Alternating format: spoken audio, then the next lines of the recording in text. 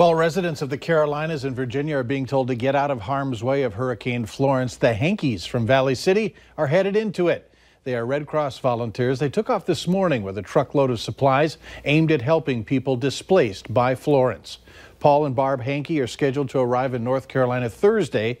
They will help feed emergency personnel and displaced people by the storm. It feels good to help people, and we've got the time, and we kind of know what we're doing, sort of.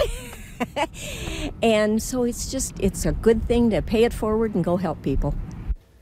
The couple have volunteered to help some 24 times, most recently twice last year during Hurricane Harvey in Texas and Irma in Florida. 3 other volunteers from North Dakota are headed to that area that could be impacted by Florence. Volunteers from Minnesota are also en route to North Carolina to help people bracing for Hurricane Florence.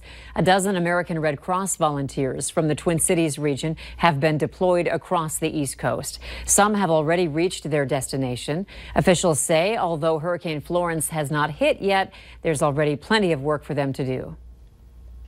We'll be opening dozens, if not hundreds, of these evacuation centers up and down the seaboard to be ready, which takes an enormous amount of logistical support, and that's what we're deploying our teams in to do, not only to operate those centers, but also to do all the support activities to make sure that that's all possible.